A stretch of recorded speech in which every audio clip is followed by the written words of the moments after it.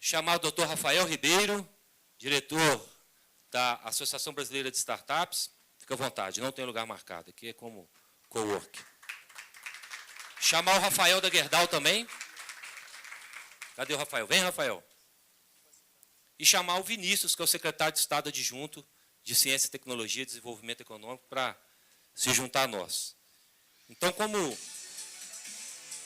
Vinícius mereceu uma música. Chega aí, Vinícius. Senta aí, fica à vontade, gente. Super informal. Eu vou querer explicar aqui o seguinte. O Rafa é um cara que está no meio de startups, lá em São Paulo, a B Startup fica no Cubo, e é um cara que roda o Brasil inteiro, conhece o ecossistema de startups, se relaciona com a comunidade. Rafael Gerdau teve uma epifania ao buscar descobrir e entender como pode se relacionar, e a gente traz para ele contar essa história, né, da curiosidade ao relacionamento. O Emílio é um cara, é uma liderança jovem e competente de um segmento mega tradicional, que é construção pesada, né, estradas e infraestrutura, e o Vinícius tem toda essa bagagem das coisas incríveis que o Estado está fazendo. Então, eu vou começar com o mais velho do grupo, que é o Rafael. Conta aí, Rafa, como é que você vê essa pegada de corporate startup? E depois eu vou pedir para o Rafael Gerdau contar a história dele. Sou mais velho? Não, viu? Correção. Bom, boa tarde a todos. Boa tarde. R$5.000. Obrigado. Bom, meu nome é Rafael Ribeiro, eu sou atualmente diretor executivo da Associação Brasileira de Startups. A gente é uma instituição sem fins lucrativos, estamos desde 2011 no mercado, nascemos com o intuito, com 4 mineiros aqui, de ajudar o ecossistema realmente de startup no Brasil se fomentar. Hoje a gente soma mais de 5.000 startups no Brasil todo. E contando um pouquinho rapidinho da minha trajetória, eu sou empreendedor, já há 13 anos, já, apesar da carinha nova, já estou aí batalhando faz um tempo. O ano passado eu vendi uma startup de educação, a gente estava faturando de cerca de quase 40 milhões, fomos comprados pelos americanos, não dava para brincar com eles, bem rápido assim, chegaram com uma proposta muito boa, compraram a gente, mas a gente também ficou feliz que a saída foi boa. Então, assumi a ABS. Contando rapidinho o que é a ABS, a gente ajuda e atua de 4 formas. A primeira, ajudando startups na parte de educação. A segunda, acesso a investimento. E a terceira, acesso a produto. E falando agora do nosso tema de discussão, que é a parte de corporate, conectando diretamente startups a grandes corporações. A gente entendeu que é necessário isso. A gente ouve muito se falar que as startups vão destruir as grandes empresas, né? Eu tenho um posicionamento que eu acho que isso é mentira, porque, infelizmente, no Brasil a gente ainda não tem grana disponível como se tem no Vale para o desenvolvimento de startups B2C. Então, a gente ainda tem a grande maioria das nossas startups é a B2B, que são as startups que vendem diretamente para as pessoas jurídicas. E nossa grande maioria são grandes empresas, então é o que de fato hoje tem permitido as startups brasileiras a se destacarem e a ganhar uma credibilidade maior. Então, o que está segurando hoje o modelo de negócio de grandes startups como 99 Táxi e Easy Táxi no Brasil são as grandes corporações com o fechamento de negócios corporate ali, porque só o Easy e só a 99 Táxi, se dependesse do negócio B2C, não estaria se sustentando. Então, hoje eu vejo como necessário para as grandes indústrias, e depois eu falo um pouquinho mais de como tem sido essa conexão entre grandes empresas e startups aí, mas para todo mundo poder falar, então. Beleza? Obrigado. Bom, boa tarde, né, Xará? Também me chamo Rafael, né? Para a gente da Gerdau é um prazer estar aqui, né? Falar com vocês, compartilhar um pouquinho do que a gente está buscando dentro da empresa, nesse tema. Né? Eu hoje estou na Gerdau na parte de mineração, né? E estou com essa agenda de inovação junto com outros colegas nas unidades todas de Minas Gerais. Tá? A gente vem, dentro da empresa, e o Veras, né, já comentou um pouquinho, a gente vem numa pegada de realmente uma transformação cultural, um crescimento, uma mudança, e dentro disso a gente tem buscado muito fomentar a parte de empreendedorismo e inovação dentro da empresa. Né? e sempre, né, num mercado siderúrgico, de mineração, que nos últimos 10 anos caiu praticamente 30% da sua produtividade, né, tem recuperado um pouquinho assim nos últimos 2 anos. Né, então, a gente vem nessa pegada de sempre estar buscando mais produtividade, redução de custo, né, e de forma rápida. Né.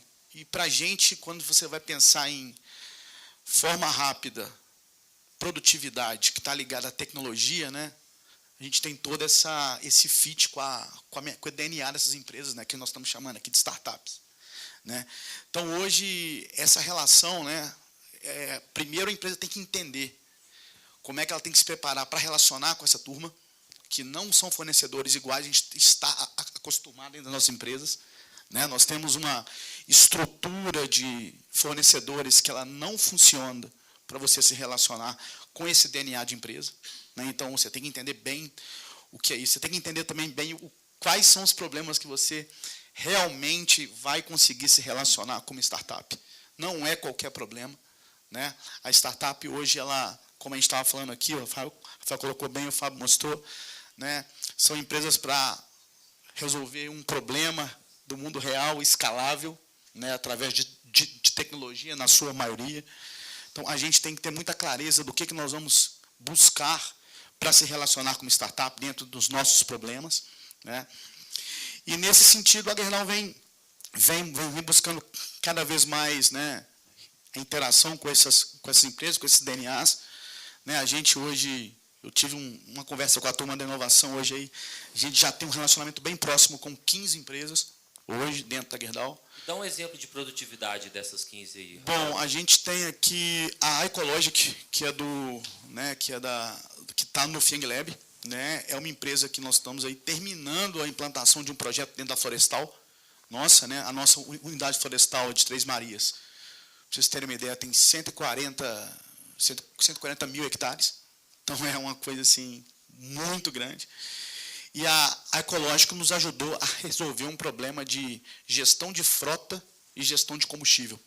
Né? Então, ela tem uma solução, né, ligada à internet das coisas e internet via rádio, né, onde a gente monitora todo o desempenho da nossa frota de máquinas de colheita e transporte de madeira e também o nosso consumo de diesel, né, que são as duas alavancas aí principais de uma operação florestal. Nós estamos falando de máquinas móveis e diesel. Tá. Fora isso, temos outros exemplos. Assim, a gente está sempre buscando aí, né, agora junto com a FIENG, estamos estruturando aí um desafio em Minas Gerais, né, para que a gente possa colocar dois problemas principais aí de Minas Gerais ligados a tratamento de imagem, né, que são bastante importantes, bastante relevantes para essa turma, para que a gente possa trazer a solução. Né, porque eu acho que o principal é a gente entender que hoje a inovação está muito pouca dentro da empresa. Ela está fora da empresa.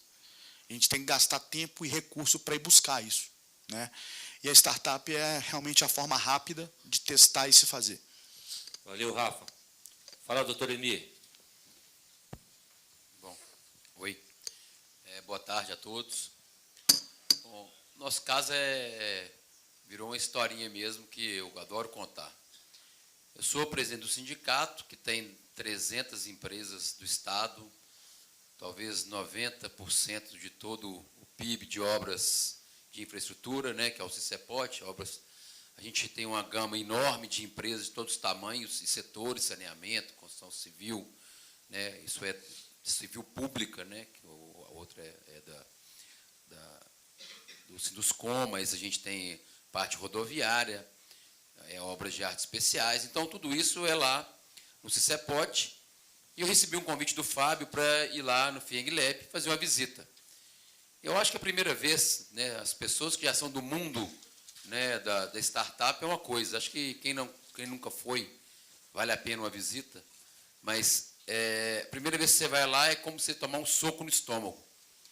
Você olha uma coisa que você fala assim, nossa senhora, nunca vi isso, o mundo vai acabar, estou doido para morrer rápido, senão eu não consigo acompanhar isso. Então, assim, é uma coisa surreal, na hora que você vai a primeira vez no FIENG Lab e toma aquela enxurrada de informação, de coisa que está acontecendo no mundo, coisa que já está andando e você não está vendo.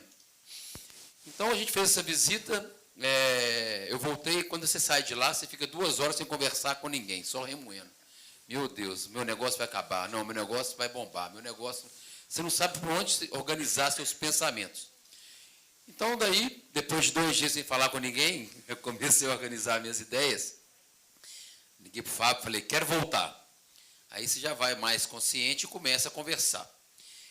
Por que eu dei esse depoimento? Porque eu acho que a startup, a responsabilidade minha nesse processo, como presidente, é que eu não posso deixar o mundo evoluir sem, pelo menos, avisar minhas associadas que o mundo está evoluindo.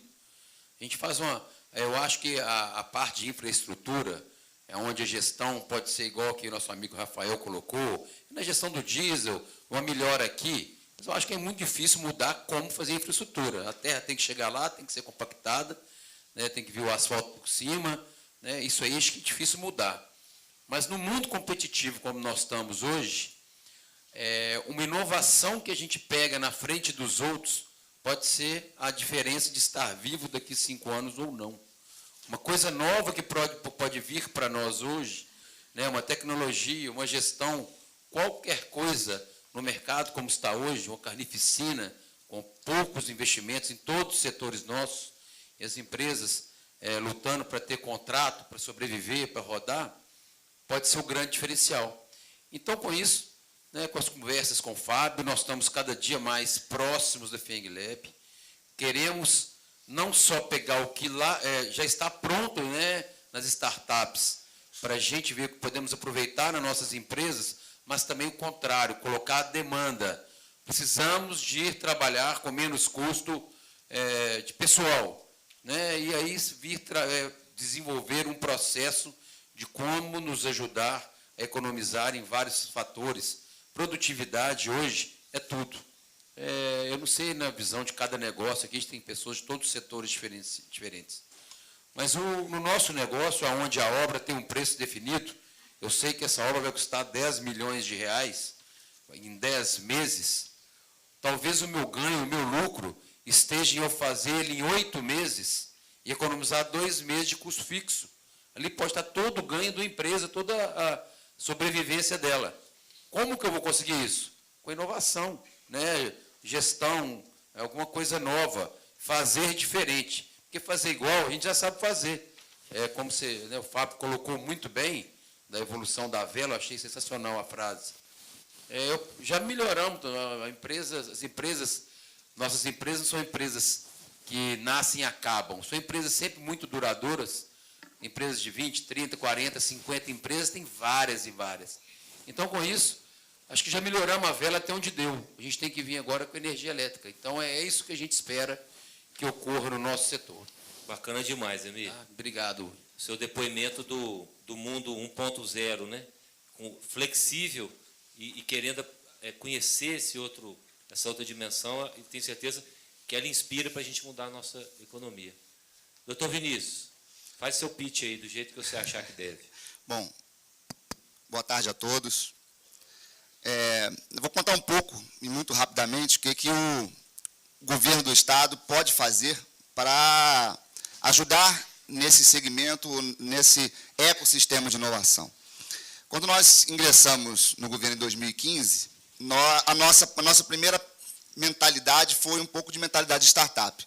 A gente não pode fazer mais do mesmo, a gente tem que trazer algo de novo, porque nós estamos enfrentando uma crise muito grande, a economia tradicional, de fato, ela estava num caminho decrescente, e nós precisávamos investir em algo que fizesse com que Minas Gerais tivesse um crescimento em termos de economia, em termos de desenvolvimento econômico e social.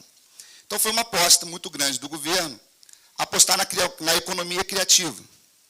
E, para isso, a gente precisava juntar os grandes atores de Minas Gerais, e eu acho interessante que esses talks de hoje trazem exatamente 3 pontos importantes que o governo enxergou: a competitividade, a produtividade e talentos. Minas Gerais sempre foi caracterizado por ter talentos e deixar esses talentos irem para fora. Ou eles iam para São Paulo, eles iam para o Rio de Janeiro, ou eles iam para fora do país. E isso certamente porque talvez um ecossistema nosso não era um ecossistema fortalecido, não obstante nós termos diversos atores e diversas empresas fortes em Minas Gerais. Então, nós começamos a buscar junto à FIENG, junto à FEComércio, junto ao Vale do Silício, ao São Pedro Vale, que é quase a mesma coisa, e chegamos à conclusão de que nós temos um campo muito fértil para isso. Nós tínhamos um campo muito fértil e que nós estamos explorando. O governo de Minas Gerais, junto até com a FIENG e outros parceiros, tem buscado a conexão dessas startups junto com as grandes empresas. E esse objetivo faz com que nós tenhamos em Minas Gerais, ou essa ação faz com que nós tenhamos em Minas Gerais os talentos, a produtividade e a competitividade. E isso, em termos de governo, significa dizer geração de renda, geração de emprego, impostos, economia pulsante. Então, eu acho que muito mais do que as grandes empresas enxergarem as startups como parceira, que isso é algo quase que óbvio, vai acontecer, mas elas têm uma mentalidade da startup. E a mentalidade da startup é muito simples. Às vezes fica muito obscuro, né? Cada um tem um conceito do que é startup, mas eu acho que a questão de startup é muito simples. É uma empresa que ela tem uma escalabilidade muito grande com um custo menor possível. Maior lucro, menor custo. Toda empresa quer isso, não importa qual é o seu segmento. Toda empresa quer ter o menor custo e a maior lucratividade. E o trabalho de cooperação é um dos requisitos, é um dos elementos da startup que as grandes empresas devem buscar.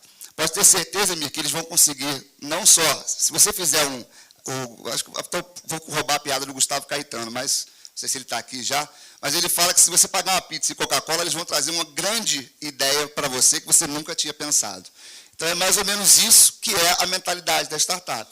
Eles estão aqui em Minas Gerais, especificamente, nós temos diversos programas. O FIENG Lab é um celeiro de talentos, nós temos o CID, nós vamos ter a parte do mestrado e doutorado, que é aqui da FIENG Lab, nós temos startup universitária, nós temos um leque de programas, e aqui eu estou falando só de programas próximos, governo e FIENG, sem mencionar dos das grandes empresas.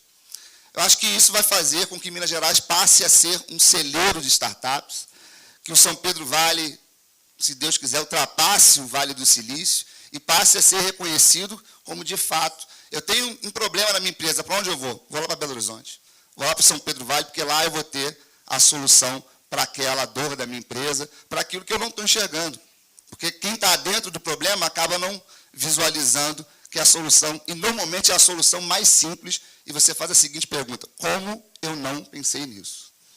Então, acho que o que o governo do Estado pode fazer é impulsionar esse ecossistema, é fazer essa conectividade das startups com as grandes empresas, é criar a cultura empreendedora na juventude, porque, indiscutivelmente, a gente precisa que essa garotada tire da cabeça que a solução da vida delas é concurso público.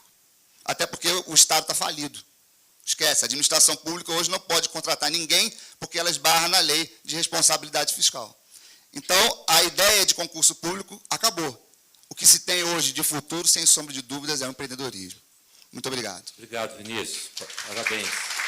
E mais do que isso, né?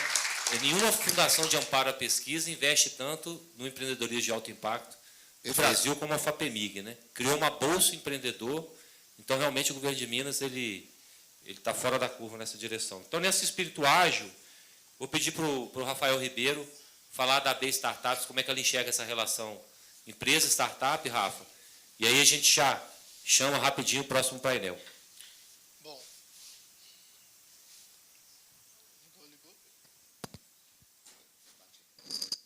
Pronto, resolvido. Startup.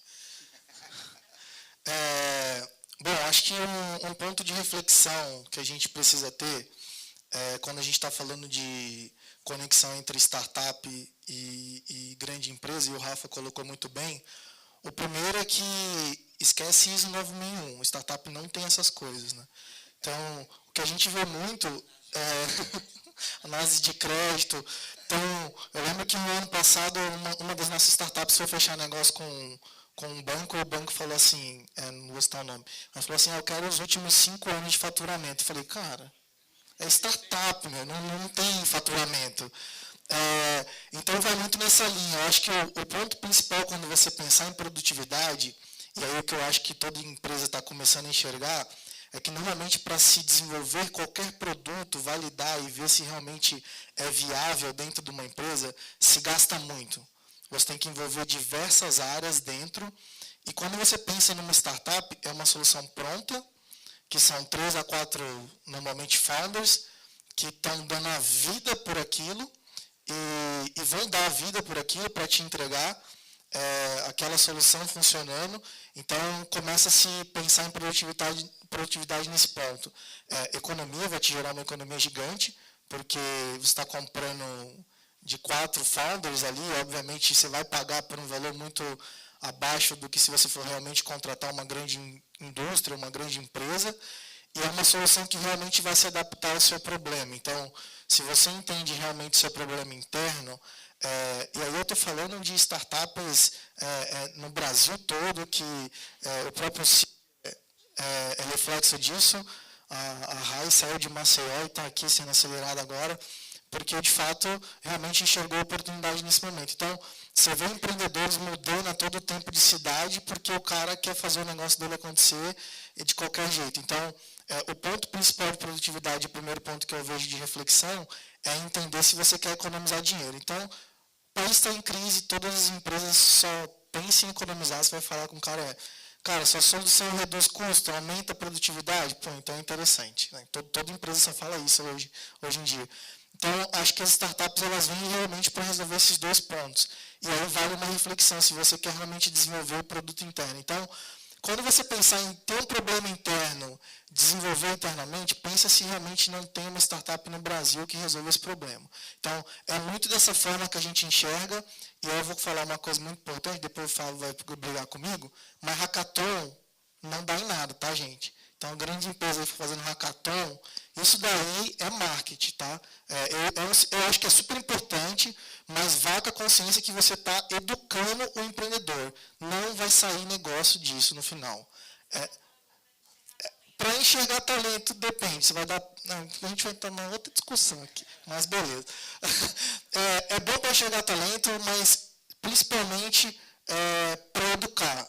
Eu acho que quando você vai fazer um hackathon, você vai com a consciência de uma educação empreendedora que você vai implementar naqueles jovens, e daqui a 1 ou 2 anos ele vai te dar fruto. Ele vai sair dali com uma ideia, ele pode construir um negócio grande.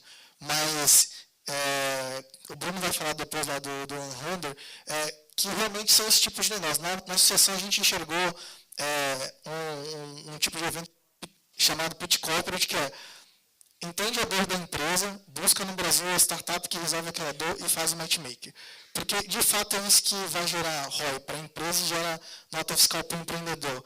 A grande empresa tem que entender que toque sem pagar, esse tipo de coisa não existe, vocês não trabalhariam de graça, então a startup não tem que trabalhar de graça. Obviamente é um valor menor, mas é dessa forma que a gente enxerga, startup pode te entregar um grande valor, são jovens que vão enxergar a grande empresa como solução da vida deles, de fato é esse ponto que a gente enxerga, então é isso. Valeu, Rafa. E eu acho que esse ponto é bacana, né? A Sara comentou, porque eu e o time do FIENG Lab, a gente se vê sempre, muitas vezes, nesse lugar do papel de algodão entre cristais, né? Então, e você está acostumado com isso também, porque a AB também lida com grandes empresas. E é interessante que realmente 2 tribos se encontrando, né, nas margens de um rio, né?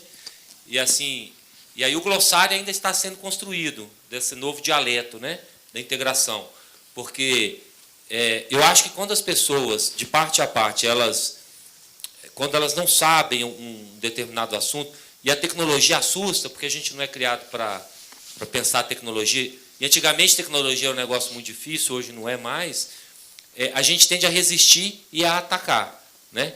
Então, esses meninos são muito arrogantes, esses caras não sabem nada, estão por fora, e aí começa uma troca de lanças no primeiro momento, né? Mas geralmente de quem não tem um objetivo claro, né? quando o objetivo é claro, mas tem um processo de uma nova cultura. E realmente a questão do hackathon surgiu meio como um oba-oba, assim, uhul, vamos fazer hackathon, solta no site aí da empresa que tem esse, que a gente quer assim, que vai aparecer 50 startups, mas eu acho que esse movimento ele já, não sei, pelo menos para quem está minimamente entendendo o que está acontecendo, ele já está no outro nível, né? Mas aí a gente ainda vai conviver com velocidades diferentes dessa integração. Eu não fico bravo com você não, Rafa, porque eu acho que nessa tribo tem maternal, primeira infância, segundo, ensino médio, universidade, então tem de tudo, né? Não, só complementando, até porque os melhores talentos não vão para o hackathon. Exato. Mas o que a gente vê aqui é que tem empresas construindo relações muito sólidas, e a própria Gerdau é uma que pagou para ver, né? Eu acho que tem heróis dentro de algumas empresas anônimos que lutam contra um diretor que não está nem aí, que só quer o resultado, para convencer o cara, não, dá 1 ano para esses meninos desenvolverem, dá 2 anos, né? E a Gerdau é um exemplo, por exemplo, que faz isso com muita consciência, né? Eu acho que isso é muito bacana. Então, no espírito de pitch, muito obrigado a vocês, galera, e já